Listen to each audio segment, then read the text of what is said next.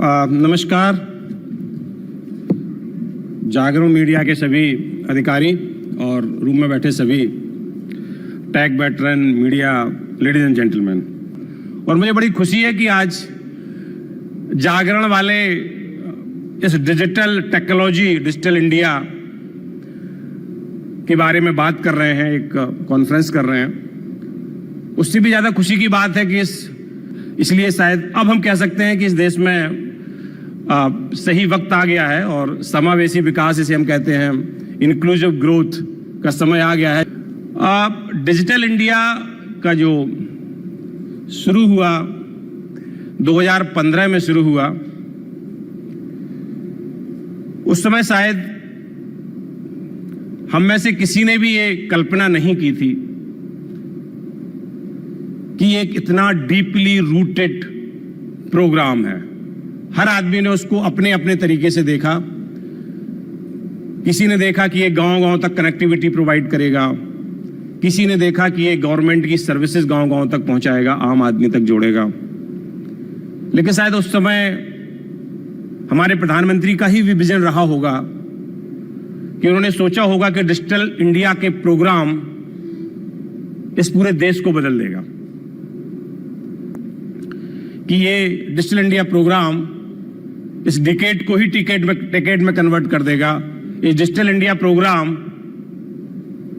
हमारे देश के यंगस्टर्स को, हमारे देश के यूथ को, हमारे युवाओं को एक अमृत का काम करेगा इस अमृत काल में। इस वक्त तो शायद हम कभी ये कल्पना भी नहीं कर सकते थे जब ये डिजिटल इंडिया प्रोग्राम लॉन्च हुआ था। एक हम देखें डिजिटल इंडिया प्रोग्राम से क्या क्या हुआ, अगर उसका हम बहुत सिंपल दो तरह से उसका हम रिपोर्ट कार्ड देखते हैं। एक रिपोर्ट कार्ड उसका हम नंबर के टर्म्स में देखते हैं, तो आज की तारीख में हम 10 बिलियन ट्रांजैक्शंस हर महीने कर रहे हैं यूपीआई के द्वारा। केवल ये नंबर्स दो तरह से इंपॉर्टेंट है। एक नंबर इसलिए इंपॉर्टेंट है कि आज की तारीख में देश का सबसे बड़ा आदमी भी पैसे का ट्रांसफर यूपीआई के द्वारा कर रहा है और देश का सबसे गरीब आदमी भी कर रहा है। तो इसने जो ये गैप दोनों के बीच में कम किया, जैसे हमारा हमेशा रहा है कि हमें गरीब और अमीर के बीच की दूरी को कम करना है, गांव और शहर के बीच की दूरी को कम करना है, उस दूरी को पूरी तरह से पाट दिया है, पूरी तरह से खत्म कर दिया है इस यूपीआई ट्रांजैक्शंस ने। इसीलिए आज की तारीख में 10 बिलियन ट्रांजैक्शंस हर महीने हो रहे हैं। इस डिजिटल इंडिया प्रोग्राम ने 3rd लार्जेस्ट इकोसिस्टम स्टार्टअप के लिए क्रिएट कर दिया है। इस डिजिटल इंडिया प्रोग्राम ने 110 यूनिकॉर्न कर दिया है। तो 110 यूनिकॉर्न को उसने क्रिएट कर दिया है। 768,000 जॉब्स क्रिएट कर दिए हैं। 931 मिलियन स्मार्टफोन इस देश में आ गए हैं। 739 इंटरनेट यूजर हो गए हैं। और जो कॉस्ट है डेटा की, वो पूरे विश्व में सबसे कम कॉस्ट है। सबसे कम पैसे में हम डेटा यूज कर सकते हैं। हिंदुस्तान एकमात्र ऐसा देश है जहां पे आप 3 घंटे की मूवी मोबाइल पे देख सकते हो, उसे आप अफोर्ड कर सकते हो। दुनिया के किसी भी देश में मोबाइल डेटा पे 3 घंटे की मूवी कोई सोच भी नहीं सकता। 14-15 रुपए पर जीबी के हिसाब से इस देश में डेटा की कॉस्ट है। ये जो डिजिटल इंडिया का हमने कहा डीपली रूटेड प्रोग्राम था, ये सब उस प्रोग्राम के परिणाम हैं। उसके इतने आयाम होंगे, वो इस देश को इस तरह से विकसित करेगा। उस समय शायद जब डिजिटल इंडिया प्रोग्राम भारत के प्रधानमंत्री ने लॉन्च किया था, भारत के प्रधानमंत्री ने शुरू किया था, तब शायद हम में से कोई कल्पना भी नहीं कर सकता था।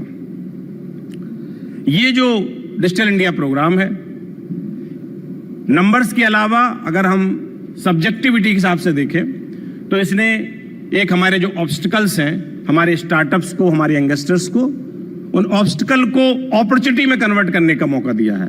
आप उनको अवसर में कन्वर्ट करिए। कोई भी समस्या है, अगर आप उस समस्या को, जो आप सुबह से लेकर शाम तक जिन समस्याओं को इनकाउंटर करते हैं, आप उनमें से किसी भी समस्या का समाधान अगर आप टेक्नोलॉजी से कर सकते हैं तो आप एक स्टार्टअप के फाउंडर बन सकते हैं।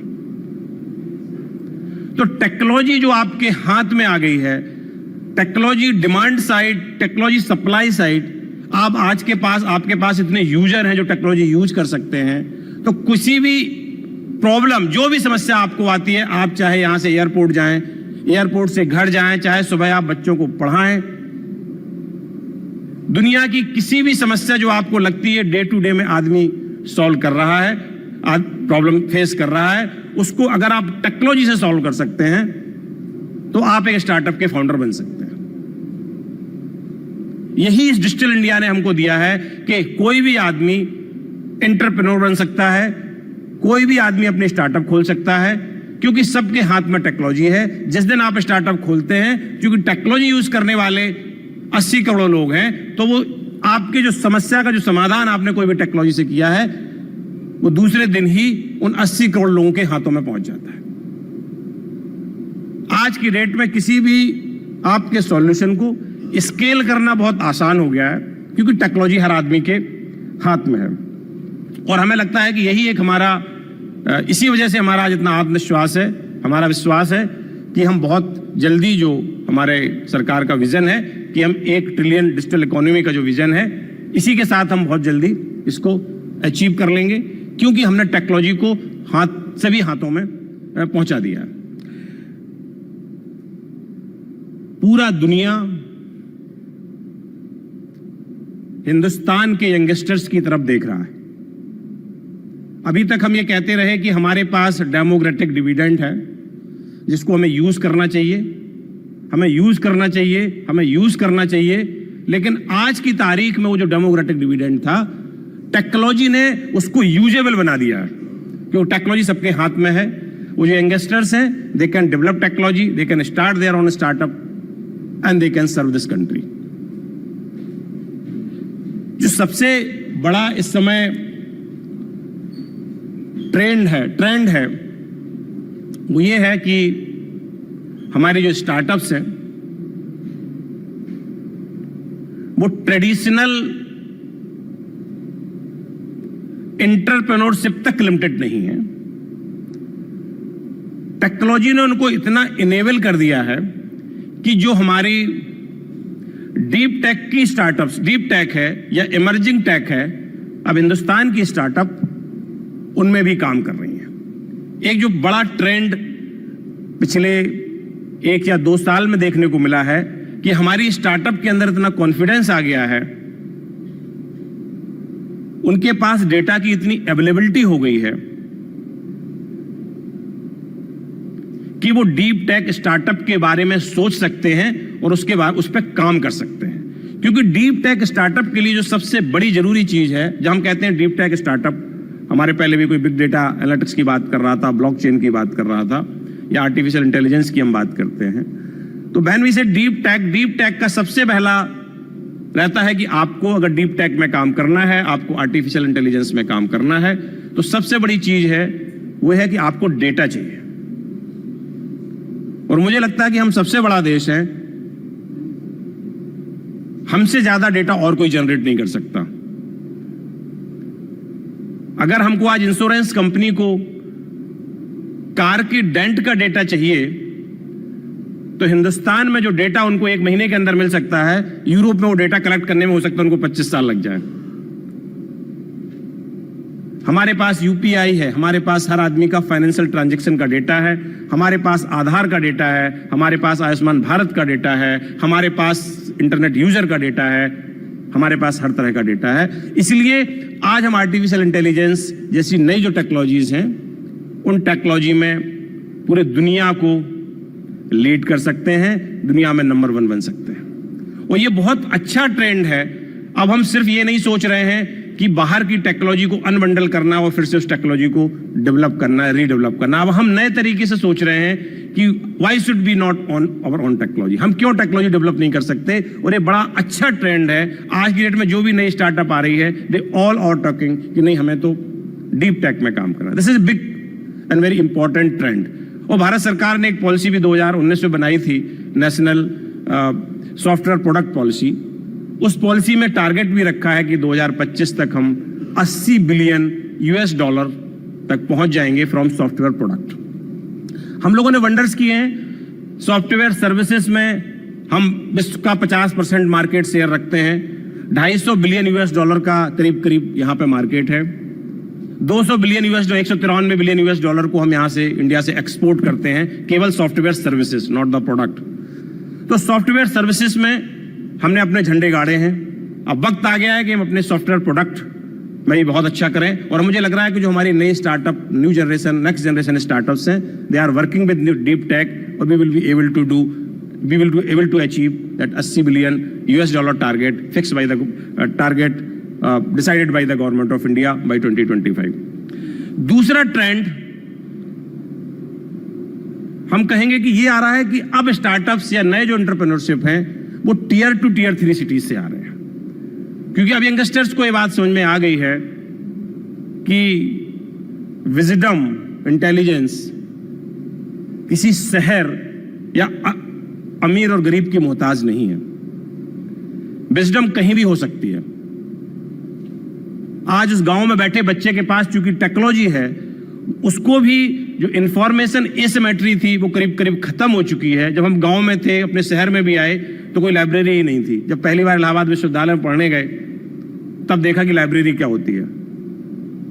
तो बहुत ज्यादा इंफॉर्मेशन एसिमेट्री थी। आज इस टेक्नोलॉजी ने उस इंफॉर्मेशन एसिमेट्री को करीब करीब खत्म कर दिया है। आपको भी किसी चीज की जरूरत है तो आप भी गूगल देखते हो, गांव में बैठा आदमी को किसी चीज की जरूरत है वो भी गूगल देखता है। तो इंफॉर्मेशन जो एसिमेट्री खत्म हो गई है, तो जो रियल ब्रेन है, जो कभी आज से 20 साल पहले कितना भी तेज ब्रेन होता था, बट उसके गांव में चूंकि घर में कृषि होती थी, खेती होती थी, तो वो जो ब्रेन था वो अगर गांव में गाय चराने के लिए यूज होने लगा या वो ब्रेन खेती करने के लिए यूज होने लगा, तो उसे तो पता ही नहीं। वो तो ये मान के चल रहा था कि हम टेक्नोलॉजी में अच्छा नहीं कर सकते, टेक्नोलॉजी तो उन लोगों का काम है जो शहर में रहते हैं, जो IIT में पढ़ते हैं। तो ये जो टेक्नोलॉजी ने बहुत अच्छा हमारे लिए एक गैप खत्म किया है कि आज गांव, छोटे शहर का आदमी भी बैठ के सोच सकता है कि यस, मैं भी टेक्नोलॉजी में कुछ कर सकता हूं।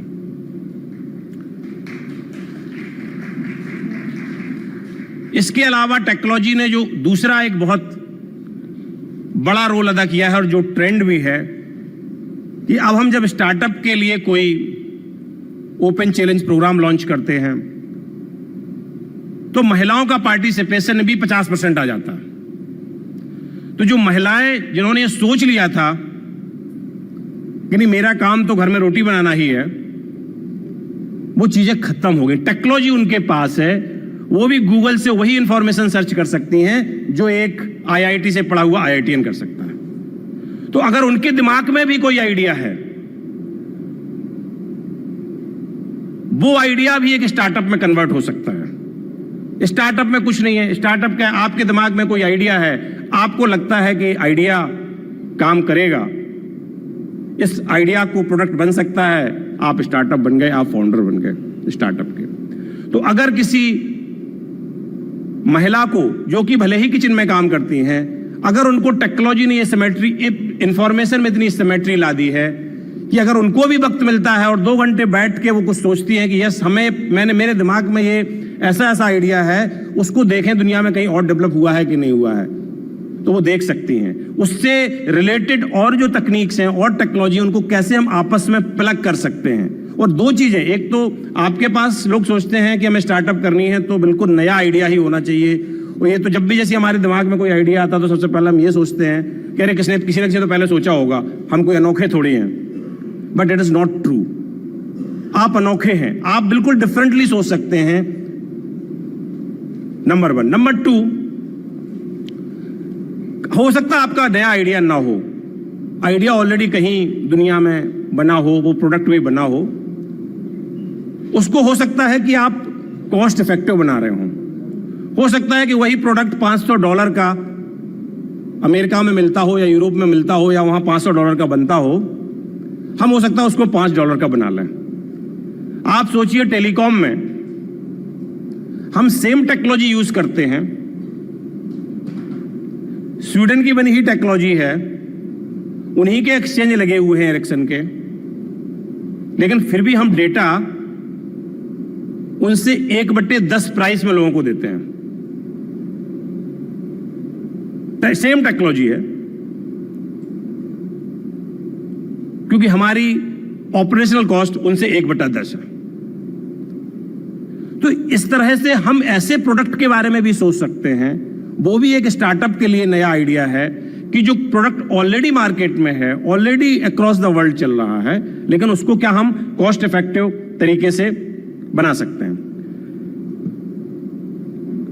क्योंकि मैं एसटीपीआई का डायरेक्टर जनरल हूं, तो मैं एसटीपीआई क्या क्या कर रहा है मैं आपको ये भी थोड़ा सा बता देता हूं। Software technology parks of India, मुझे बड़ी खुशी है कि सॉफ्टवेयर टेक में दैनिक जागरण ने हमको, जागरण मीडिया ने हमको इसमें पार्टनर बनाया, और मैं ऐसे प्रोग्राम की प्रतीक्षा कर रहा था जो सीधा सीधा छोटे शहर से कनेक्ट कर पाए, हमको गांव से कनेक्ट कर पाए, क्योंकि हमारा एक मैंडेट ये भी है।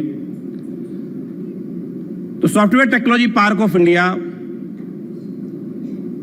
का बेसिक जो जिस उद्देश्य से ये बनी थी, वो उद्देश्य था कि हिंदुस्तान से सॉफ्टवेयर के एक्सपोर्ट को बढ़ावा देना, आईटी सर्विसेज का जो सॉफ्टवेयर एक्सपोर्ट है उसको बढ़ावा देना, और हम लोगों ने उस काम को बखूबी किया।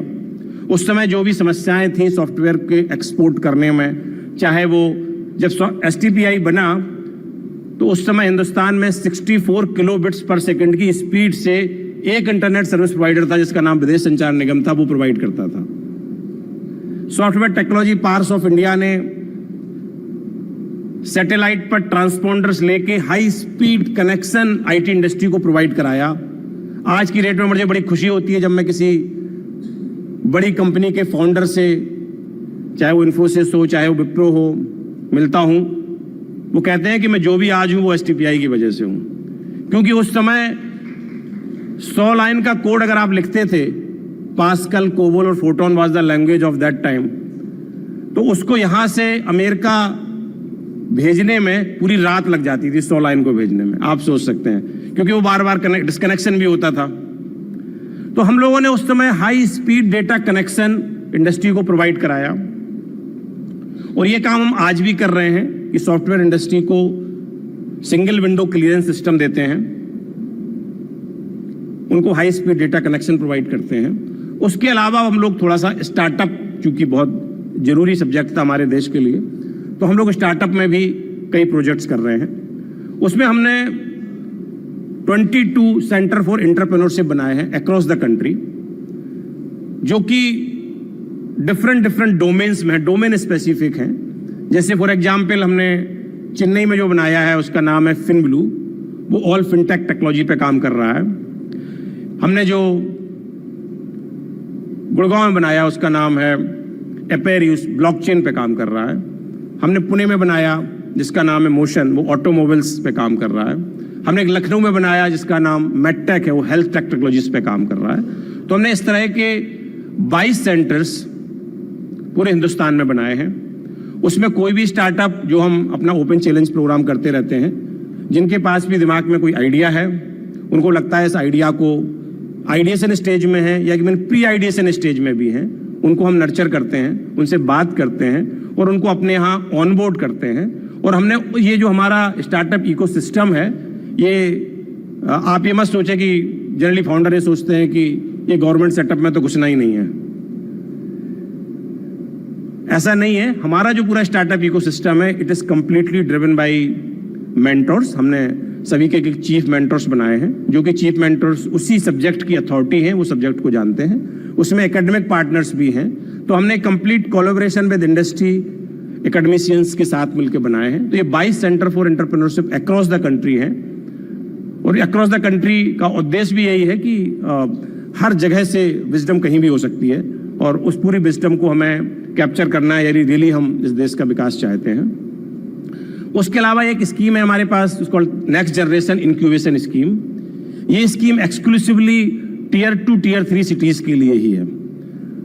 इस स्कीम के जो सेंटर्स हैं वो उत्तर प्रदेश में 2 हैं, क्योंकि ये हिंदी भाषा की बात है तो हम बता सकते हैं कि लखनऊ में एक सेंटर है, एक प्रयागराज में है, भोपाल में भी सेंटर है, एक सेंटर हमारा मोहाली में है। तो इस तरह से हमने जयपुर में एक सेंटर है, मतलब वो ज़्यादातर सेंटर इसी आपके दैनिक जागरण वाले इलाके में है। वो जो 12 सेंटर बनाए हैं नेक्स्ट जनरेशन इंक्यूबेशन स्कीम के नाम पे, उसमें भी हम टाइम टू टाइम स्टार्टअप को ऑन बोर्ड करते हैं और उसमें 25 लाख रुपए उनको हम सीड फंड भी देते हैं, अगर उनका आइडिया हमको लगता है कि इट्स अच्छा है और इसको आगे बढ़ाया जा सकता है। तो एक नेक्स्ट जनरेशन इंक्यूबेशन स्कीम है, वो भी हम देश में चला रहे हैं। और इसके अलावा हमारे पूरे हिंदुस्तान में 63 STPI के सेंटर्स हैं।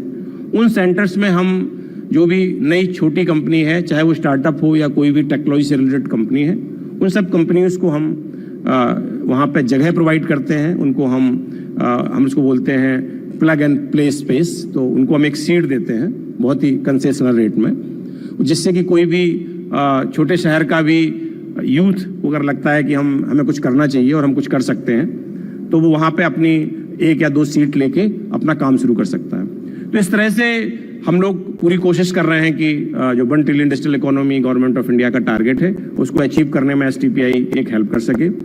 और अब नया भारत है और जैसा कहा कि अनस्टॉपेबल है, एक्चुअली अनस्टॉपेबल है। जब जागरण जो कि हिंदी बेल्ट में है और छोटे शहरों से जुड़ा हुआ है, वो भी मीडिया में आ गए हैं, वो भी टेक्नोलॉजी में आ गए हैं, तो हमको ऐसा पूर्ण विश्वास है इसको देखते हुए कि हम जरूर से जरूर बहुत अच्छा करेंगे। धन्यवाद, बहुत बहुत धन्यवाद।